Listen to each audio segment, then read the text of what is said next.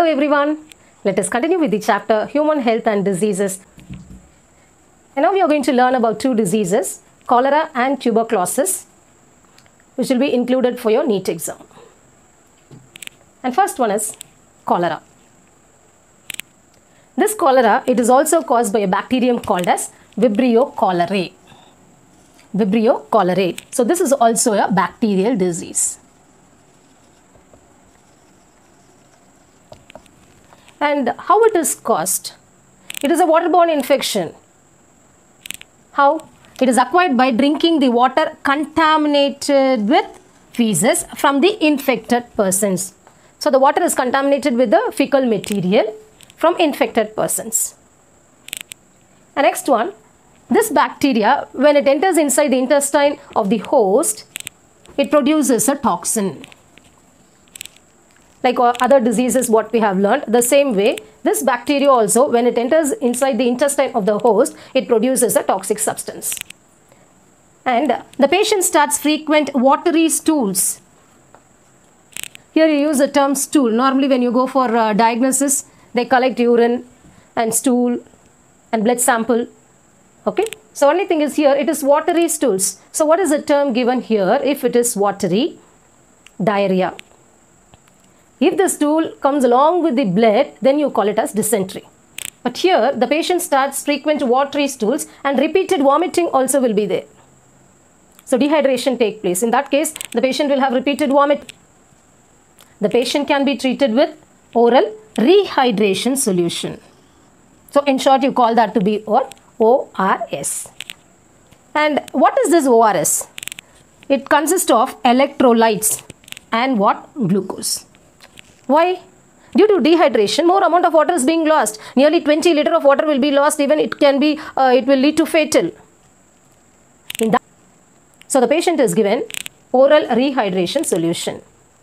So this oral rehydration solution consists of electrolytes and glucose, which will replenish the loss of nutrients and water from the body. So it has to compensate the loss of water. The other one, cholera vaccine is also available, which provide immunity for a few months. Next is tuberculosis. Tuberculosis is caused by a bacterium called as Mycobacterium tuberculosis. And this is also a bacterial disease, which is caused by a bacterium called as Mycobacterium tuberculosis. And it is commonly called as Koch infection. The causative agent was first identified by this person. That is why here this tuberculosis is called as Koch infection. And how does the disease spread? It is spread by droplet infection. Through how? When the patient cough, when the patient sneeze, the droplets may get transferred to the other individual. So it is transmitted only by droplet infection. The next one, on the basis of this pattern of infection, tuberculosis is divided into primary tuberculosis and the second one is secondary tuberculosis. So what is primary tuberculosis? It affects mostly children. And what about this secondary? It is seen in adults. And when you talk about the incubation period here, here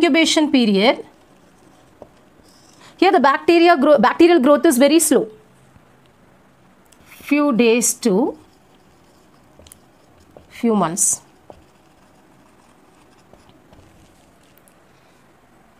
And this bacteria, Mycobacterium tuberculosis, it is a gram-positive bacillus bacteria. So it is a gram-positive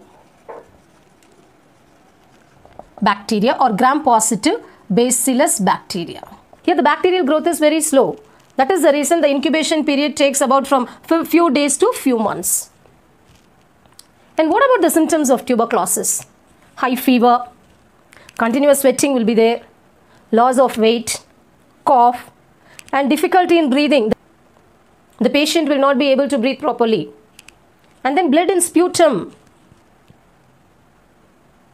One more thing you have to remember here. In pulmonary tuberculosis, the sputum consists of more number of bacteria.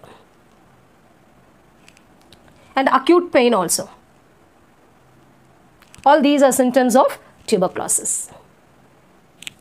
And tuberculosis can be diagnosed by X-ray and then with the help of sputum analysis and even gastric analysis. So with the help of all these three, tuberculosis can be very easily diagnosed.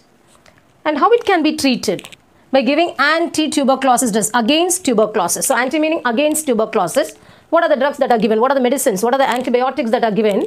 Is streptomycin, isomazid, thiacetazone, ethambutol, pyrazinamide and rifampicin. So all these are drugs that are given against tuberculosis. And one more thing, how it can be prevented. Right? You would have heard about BCG vaccine normally. So this BCG, it stands for Bacillus calmette-guerin. This is the name of the persons, right? Bacillus calmette-guerin. So why this vaccination is given? Normally it provides immunity. The next one is DOTS. What is DOTS? Directly observed treatment. And it is a short course. So why it is given here is, it is a new strategy which is being developed. You have to remember this name, DOTS, directly observed treatment. Why? To combat the disease, right? So it is very important that it ensures that the patient takes the full course of the treatment and does not stop it midway. So only if the treatment continues, it is a very short course only where you call this to be directly observed treatment. If you like this video, share, comment and subscribe my YouTube channel and follow me on Instagram and Facebook, and the link is available in the description box. Thank you.